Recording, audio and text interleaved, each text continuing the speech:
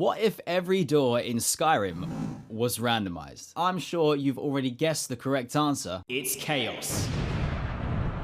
I came across this incredible mod by DDMLink in Joov's latest video, and the possibilities are mind-blowing. So today, I'm testing what the mod can do to a survival challenge run. Here's the deal.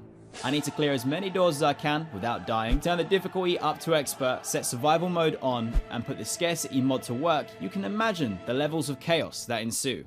Our hero today is Doors Bob, and all you need to know is two things. Bob loves doors, and I suck at Skyrim. Bob finally makes it to the end of Helgen with as much food as we can find, because this is actually my first time playing survival mode. Talk about jumping in the deep end. Anyways, we step through the exit to Skyrim and arrive in Falkreath. Okay, first things first, let's check the door that we came out of. Yet, still takes us to Helgen. Alright, and let's try over here. This looks like a dwarven construct. Bob tries being sneaky, but we have no chance against this bandit's ninja senses. With the power of fire and potions, Bob wins. Thinking it's best to amass gold and buy supplies, I spend a long time walking slowly back and forth through portals, ferrying goods to the blacksmith and Falkreath. I waste too much time doing this, so for your sanity, I'll just swipe us ahead whenever I do inventory management. As Bob continues through this dungeon, we hear more bandits on the path ahead, like way too many. We'll have to come back later when Bob can handle it. Let's try the next door. Seems chilled enough in here, no enemies, a bed to sleep in, and a chest for inventory. This could work as a nice little headquarters. Let's check the next door and we get to increase the counter because we've cleared a door. We've ended up at the top of Northwind Summit and run into quite a few of these skelly boys. Bob switched to a two-handed weapon and that does a lot more damage, but at the cost of being slow as fuck. So let's come back later. We head back through to Falkreath and try another door. Something that's really epic about this mod is that all the doors will be the same as someone else who's using the same seed number. In this video, we're using Joov's community seed, and loads of epic stuff is already happening with this on his community Discord, and I just can't wait to see where it goes. From his video, I've seen a glimpse of this door before, and I know there's a couple bandits waiting for us. So Bob does some of the worst sneaking you've ever seen. He's also really hungry, which cuts stamina in half. And as you can imagine, that is a bad combo when paired with two-handed weapons. And one bandit goes down, then the other. Another two bandits come at once, and surprisingly, Bob manages to beat both of them without spamming potions. The coast ahead is clear. We also find a cooking station, which will come in handy once we have supplies. And I've got to say, right now, my heart is racing and I've only just begun to scratch the surface. More bad sneaking and we aggro loads of enemies, including a bandit chief that makes me use the big brain move and switch Bob to dual flame. Magic works surprisingly well. Eventually, Bob takes the bandit chief down, and with that, the dungeon is cleared. There's an alchemy station, beds, and lots of food to stock up on. A quick inventory skip, and it's time to check the next Falkreath door. It's definitely a dungeon, but there's no way to explore any further than this route. I won't complain, that's a free chest and a door cleared. I'm feeling pretty good now. A few more of these doors and Bob might find some loot to get stronger. Oh sweet, this is open world. No. Okay, open world Skyrim is super valuable, but that is a lot of enemies, so we can come back later. Fingers crossed for the next door. Oh! This is a tavern in Riften. There are so many foods and potions laying around, but I forgot how bad Bob is at sneaking, so of course, he'll get caught stealing. Hey, that is someone there. A fierce battle ensues, and Bob is no match for the wrath of Helgen. Now, I forgot that I left the Shadow of Skyrim mod on, so whilst we're unconscious, the guards took Bob to jail. And because the crime was technically committed in the Rift, when the sentence is passed, Bob emerges from the prison in Riften. Being in a terrible condition with no equipment, supplies, and being close to starving to death, I can't believe our luck at finding a way to Riften. Now, I do feel bad for this. Despite knowing Bob's condition is critical, I get overexcited with the possibilities and I wonder, where does the prison lead to? Whoa. Thalmor Embassy for the main quest. That is huge! Although it does seem like none of the NPCs are around. Right now, that's a stroke of luck because Bob is about to die from exhaustion. And so desperate for food, we head to the nearest door. Also, apologies, I forgot to do the door counters whilst I was recording at this point because it's just so tense right now. Okay, we're in another dungeon and Bob is practically blinded by hunger right now, so I hope that we can find something soon. Using potions in desperation does absolutely nothing for him, and to my surprise, we find a dragon shout, Storm's Call, which is great, but not exactly useful right now. I could do with a dragon shout for summon bedroll or something. Bob continues to search desperately and hears this sound and runs for it. We search for another door, hoping for a bed, and find this one, which leads back into the embassy. I recognize this door. It's the kitchen, and it's going to be full of food. Did you see those robes march in this morning? Never should. Were they with? Oh my god, I'm gonna... No. No! Oh man, that run was going so good until we got sent to prison. And now we got a good idea what to expect for some of the starter doors. And Bob really loves doors, so let's go again. This time we start with fire magic and swap between magical regen robes and heavy armor as needed. We get our headquarters set up again, and next up Bob snags the supplies and cooking station. Easy peasy. We quickly grab a free chest and a room from here, then head over to Helga's place, and this time, we're not going to steal anything or get in trouble with her, we're just going to pray at the Debelia Shrine. Quick prayers out of the way, and it's time for a new door. This looks like another dungeon, Reachcliff Cave. There's a few books, urns, and nothing else but a dead end for an easy door cleared. Bob helps himself to some free vegetables in Falkreath, but gets a little carried away. Some inventory management later, and it's time for another new door, which takes us to the White Phial in Windhelm. A pretty epic find for buying and selling supplies. 6 doors cleared, plenty of supplies, and most of Falkreath mapped out. Bob is on a roll this time. We decide to check the upper level doors and find another open world Skyrim, but it's right next to the other door that's in Falkreath. Could someone with a big brain comment the maths for the chances of that, because that's insane. We hear enemies nearby, and yep, that's a note. We'll come back later. It's time to check the last door in Falkreath. Ooh! Reachwind Eyrie. Bob sneaks upstairs. What's the point, Bob? You can't sneak. And thankfully, the coast is clear. It looks like another free door and lots of valuable loot is lying around. And despite Bob being over-cucumbered, I really want to check this door quick.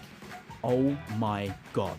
It's Riften. This is huge. We can easily get to a load of new doors now. I love it when a plan comes together. Quick inventory management, and I find a door that we missed. This one's got Skelly Boys. So far, Bob has a couple points in destruction, restoration, and 1 in heavy armor. All of that combined with our supplies, and I'm feeling super confident right now. Also, again, I gotta say this mod is just an unreal amount of fun, and you've got to try it. Links are in the description, and endorse it on Nexus Mods if you can. DDMLink, you are a legend. So Bob's wiped the Skellies, snags a dragon shout, and clears another door. There are only 2 doors left in Falkreath, and they both lead to the same place. This fort from earlier, which is crawling with Forsworn. With the fort liberated, lots of doors are free to explore, and we start with Bandit Cave? Alright, this could be great for supplies, or it could be super risky if there's lots of them. Bob takes care of a couple bandits in the next room, and hears more nearby. I'm equal parts confident in the power of fire magic, and also terrified that Bob is just outnumbered. He tries being sneaky, as usual, I can't even, and manages to light a few of them up, and just when we think the coast is clear, even more come. I'm terrified the frost spells could one-shot us, so we use the terrain to our advantage. Eventually, the bandits go down, and we hit the jackpot for food supplies. I figure we can quickly empty some stuff at the headquarters and then head back, when suddenly, hired thugs jump Bob.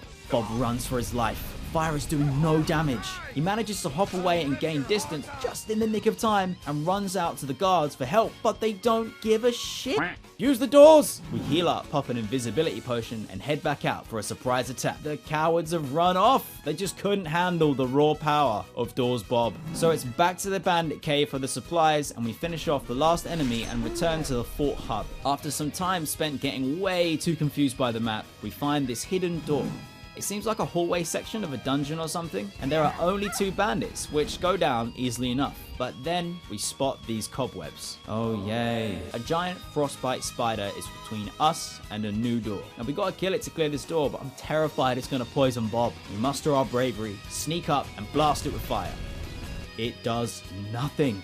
Oh my god, run, run, run, run, run, run. In an act of utter cowardice, Bob decides it's time to use a bow. Eventually, the spider goes down and we discover the door isn't a portal. There's more to this dungeon. Fortunately, nothing as bad as the giant spider, but this bandit outlaw nearly ends Bob's whole career. After running for his life, Bob takes him down and officially clears our 10th door. Let's see where the next one will take us. Well, this doesn't look good. Apparently, if you jump into the void, you get placed right back in the correct spot. So there we go. And that's a frost troll. I don't know if we can do this, Bob. You're good at fire magic, but trolls, either they're weak or they're immune. I don't remember. We make the most insane dodge ever. And in a stroke of brilliance, think to use Bob's racial spell to fear the troll. It's going well until... Oh, no. A narrow escape and we make it back to the fort. Hopefully the next door is not so intense. Also, it seems that these Imperial soldiers have taken back the fort after we've done all the hard work. Typical. The next door takes us to Half Moon Hill. Bob's taking a good look at how creepy this lady's eyes are, and she gets offended, calls the guards, and we gotta get the heck out of there. Guards, help! Another fort door, and it takes us to the Wolf Skull Cave. Now the entrance seems pretty high up, and we don't want to risk being cut off from everything stashed at headquarters, so let's save this for later. Some quick Skyrim parkour, and the next door takes us to Thalmor headquarters in Solitude? These doors be crazy. Fortunately, the room is empty, so it's just free supplies and another free door. It's back to the fort for the next door, which also has another one right opposite. This one takes us to a lift for Ralbathar, which is open world Skyrim and is awesome, but it's high in the mountains, so it's cold as fuck. The plus side is that we can open the gate, and with no enemies around, it's another clear door. We head back and then try the one opposite, which lands us in trouble. You must pay in gold or blood. Bob pays the fine, which is a smart move because there ain't no way you can take these guys. We'll test your mettle another day. And I think it's only fair that we count this as a clear door after having to pay. And we head for what I'm sure is the last door that we can get at the fort. It leads to Valthun. I'm not familiar with it, but the name sounds hella dangerous. Bob fights his first Draugr of the run and takes 2 of them down easily enough. Confidence boosted, we head forwards in search of loot and catch a glimpse of, yeah, that seems like a note. Bob is feeling brave, so he's determined to see how much damage he can do, which is barely anything. Let's get the heck out of here. As we make our escape, we spot this trapdoor on the opposite roof. Now, I don't know if you guys know, Bob is sizing up the distance because he's a gold medalist at long jump and stumbles onto another door. Okay, this looks like a dwarven lift, but this time it's underground. Oh, it's the Ralbathar Deep Market. Oh boy, I can hear the machines nearby already. This dwarven spider is taking little to no damage from the flames, so it's time to switch to the old trusty Warhammer.